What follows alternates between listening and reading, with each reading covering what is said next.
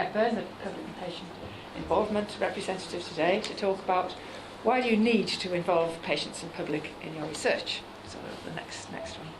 And there are three ways that you will interact with patients during your research.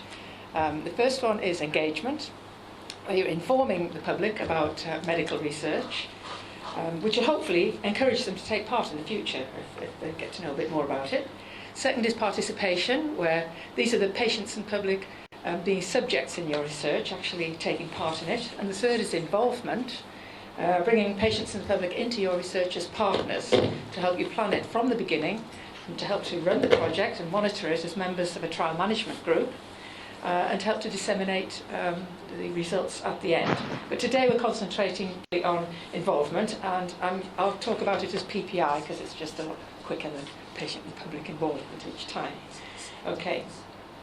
So why is it important to involve the public and patients at every stage in the research? And this was a question that was sent out to some junior investigators at a conference in Leicester earlier this week that I attended. And they filled in a survey and they'd sent these answers back beforehand. And I'd just like to show you a selection of some of the really good answers that they put. They obviously knew what it was about. So if you go on to the next slide, then.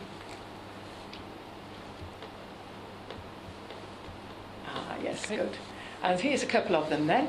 Involving patients directly affected by cancer in research will ensure that research questions remain relevant to patients. Patients should be involved as early as possible. Just talking about, the level that's sort of where you're starting off a project, but I'm talking about priority setting at a national level. Very often, patients are members of charities and funding boards to help draw up priority lists for cancer research for that body. And then researchers are expected to submit proposals that actually fit the lists that patients have helped to draw up.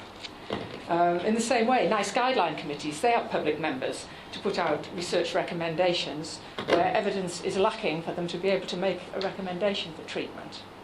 And the James Lint Alliance is another priority setting partnership that works nationally. And again, when it comes to their final stage, which I've been on a couple of those, half the people there are public and patient representatives. So it's really important to set that agenda right at the beginning. Second comment there then, patients have the best insight into how they might be affected by the treatment and how they can offer suggestions and advice as to how it can be improved. They can help ensure that the research is done in a way that is acceptable to patients and which will mean that patients are more likely to participate in studies, which is really, really important. PPI can give a view on the patient burden of taking the numbers of visits, the unpleasantness of the procedures they might be asked to take part in, the risks involved.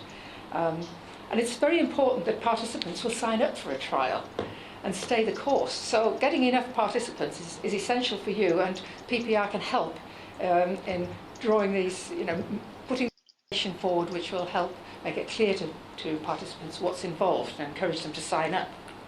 So slide 4 is another couple of that we put forward. They can also offer advice on a whole range of documents, such as patient information sheets and lay summaries. Very important. Patient-facing documents must be understandable to the public. And you've got to bear in mind that the reading age of the adult in the UK is 9. The Sun is an 8 reading age, the Guardian is 14. So it gives you a bit of an idea, you've got to pitch it so people can understand it. The lay summaries must be easy to understand. They must give an outline of what the trial is all about and what the problem is that they're aiming to solve, and give clear information on benefits and what patients will be expected to do as part of the trial, and explain any technical terms. Don't just try and rehash the scientific summary to produce a lay summary and just make it a bit easier, because that doesn't work. You've got to sit down and think, what does the patient really want to know? And then give it to them in language they know. And get some help from your PPI to read and review your lay summaries and give you some feedback. And it's not just for the public, because actually there are people involved in the trial, and non-clinicians like health economists and statisticians that will want to read the lay summary as well, because they might have difficulty with some of the technical language. And I do know that some clinicians actually prefer to look at it first to get the overview before they dive into the scientific stuff. The last one on this then, involving patients and members of the public in health research is important, so it's done in collaboration with them and not to them. Really important, that one. Actively involve your PPI as members of the team. We're not just a token there to tick the box that you've got PPI and sit in the corner. Make them equal members, give them meaningful tasks to do, and then listen to their views and opinions and suggestions. You don't have to take them on board, but at least listen and consider. To. So they had some pretty good ideas here from the trainees in Leicester, and you'll notice that some of them mention patients and others mention the public, and there's a place for both in medical research. Sometimes experience of treatment is needed for PPI, but sometimes carers provide the necessary insight as well, and particularly if you're doing a condition which the patients are very sick. You know, they're not going to be well enough to be PPI, but the carers will have a good idea of what's actually good and what's acceptable in that trial. And sometimes you want people with no experience. For example, research improving screening tests for bowel cancer. People who've had colorectal cancer will take any test going, right? They don't mind about the inconvenience. 40% of people won't do the test because it is a bit convenient and messy and they don't want to. And if you're doing a test to try, you want to get that 40% and find out why they're not doing it. So consider your target audience very carefully when you're selecting your PPI. One good example, the sort of contributions patients and publics can make to research design. We don't have in-depth, but we can see things from a participant's point of view, which is often a different perspective from researchers. And just a brief example of this, there was a trial that was carried out a few years ago where it was for older patients and they wanted several blood samples to be given. They'd invite the patients in at 9 o'clock, first thing for the clinic, so they could come, give the blood sample, go home, not be kept hanging around waiting. So the patients said they'd come in, and on the day, very few turned up. And I found out afterwards that the bus pass didn't kick in till 10 o'clock. And so people didn't turn up. You know, that.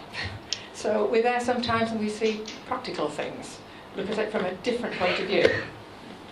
So slide 5, we've got that one already. Yes. About the carrot. The benefits of involving public in your research.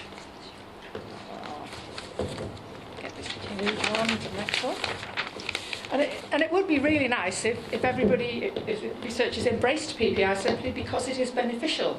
But sadly, not everyone might be convinced enough to adopt this as the reason alone. So we have to talk about the stick now. Most funders, major funders, believe in the value of PPI, and they now include in their bid assessment processes a section looking at the PPI input in your research. They look for the level of involvement throughout the project, and they look to see that the project has been explained adequately in lay terms and that the PPI input has been costed adequately. The funders often ask for a lay review of funding bids before the final selection to go to the funding panel, and the funding panel itself will involve lay members. I'm on a funding panel for Health and Care Research Wales, and I've also acted as a lay reviewer for NIHR bids at that pre-funding stage. And I've done around 14 of these in the last few years. Now, the lay reviewer is not asked to comment on the scientific and technical aspects of the bid, but here are some of the questions I'm asked to comment. So that's the next one, thanks.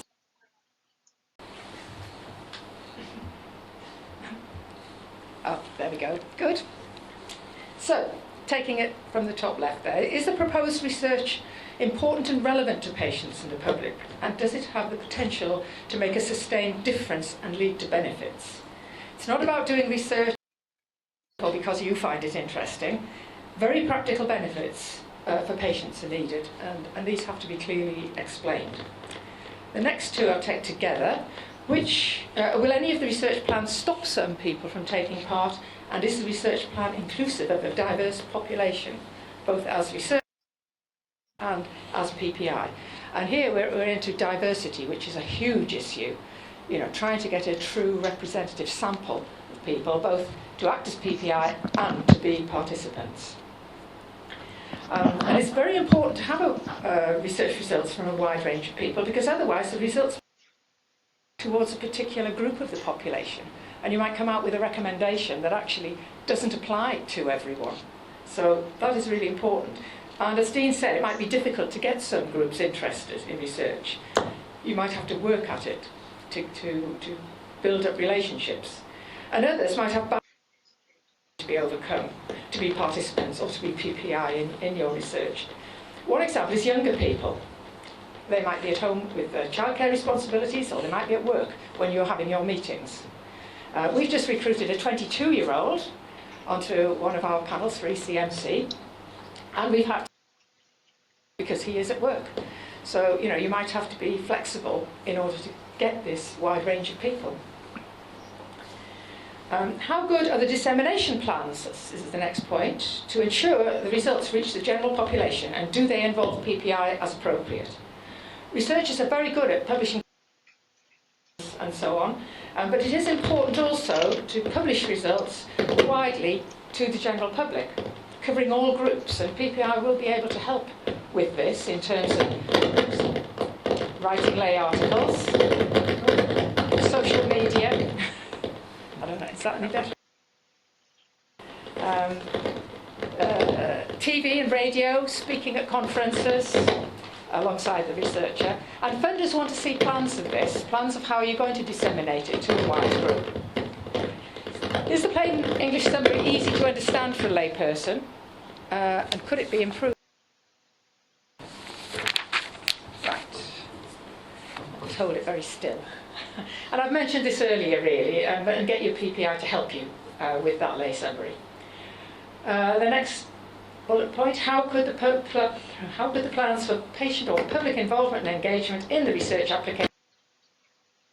And when I answer this question, it's really just looking back at all the other things we've talked about and putting in, where they're not up to scratch, how they might be better. Is the funding for patient involvement and engagement sufficient to cover PPI-related activities and their PPI representatives' time? Costed for attending at meetings, reviewing materials, and travel expenses paid, and NIHR and HCRW do produce guidelines for what you should put into your bid for this in the costings. So it's really important you get PPI right in your application for funding so that you address all these points. Because of inadequate PPI, or at best be returned to you and ask you to rewrite that bit.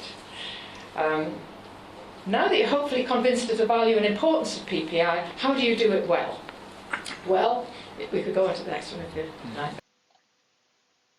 I had 10 minutes to talk to you today, and I can't go through all the details of how to go about it. But fortunately, there's a wealth of information available on the internet, but it'll take you through the exercise step by step, and I've put some of them up here. And I think these slides will be circulated after the meeting. To get the detail, I think I would recommend that you talk to people in your area. Talk to people investigators who've successfully worked with PPI. They'll be able to help you a lot. Get in touch with maybe charity groups or other PPI groups locally. They'll be able to help and advise you as you come to recruit PPI later on in your study. So that's everything. I haven't been looking at my whether you put any time left things out. But I think we've got a few minutes for questions. A little bit over. We've got a bit of time for questions, and I'll be around for the rest in the breaks or lunchtime or whatever. So thanks very much.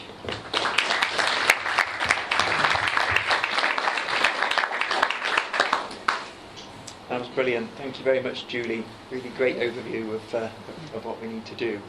And for researchers, where's the best place to go initially to find the right kind of PPI partner? Say, I think in Wales specifically, probably the first stop for a lot of people would be Health and Care Research Wales website. They have a bulletin that goes out each week to 400. I think Kim will be telling you later on about the STEW have their own group as well. that you could apply to for help. I think the main thing is to do it as early as possible, because sometimes the call comes out and there's only 8 weeks till the closing date, and you will have trouble recruiting people quickly and closing date. But yeah, the bulletin is probably, for most people, the best way to go about an initial recruitment. Question from James? Yeah. I wondered if you could give an example of a piece of work you've been involved in which showcases really good PPI inputting into the way that the trial is run, rather than, as you mentioned earlier on, just sort of being token as an input. Yeah, I think possibly the best one is a project which ran for about 6 years, and fortunately we had a professional member of staff who was the PPI coordinator, and then 2 PPI members. That was a really big help to us, because it gave us more of a structure than just the 2 of us would have had. We published a paper on patient involvement in health expectations, and we won the Health and Care Research Wales Involving People Award in October. But we were totally involved. We did things like looking at transcripts of interviews, which I've actually done in Dean's study as well, to help give qualitative researchers. We didn't attempt to draw up themes and things, but looking at things, giving a view, helped to give us a picture of the trial a bit more as well, from that point of view. We get involved in reviewing papers before they go out, and our names go on them, on quite a few.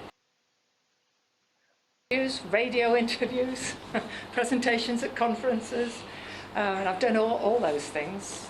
So it depends on the PPI person, but it also depends on the willingness of the investigator to really thoroughly, involve and use you. And we want meaningful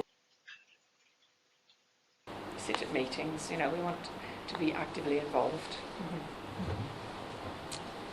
What do you get out of it personally? What gets you involved and keep saying yes to so many different offers to get involved with these things? I find it very interesting. It's totally different to... I did have a degree in physiology and biochemistry, so I'm interested in medical science in a theoretical sort of way. And I've done some Future Learn courses to update myself. I find it challenging, but in a nice way. And I feel useful, because I retired the week before I really got into retirement, but I don't think I could spend 24 hours a day doing hobbies. And there are certain things I can't do that I would have done in retirement, because I now have peripheral neuropathy, which I've had for 8 years, so I can't go walking up mountains anymore. And I just enjoy doing it. And I just feel useful. And I work with a load of nice people, you see. That makes a difference. We're all so grateful to you. You've helped so many of us in the room already with our studies, and just want to give you a big round of applause from us all for all of you. Julie Hepburn,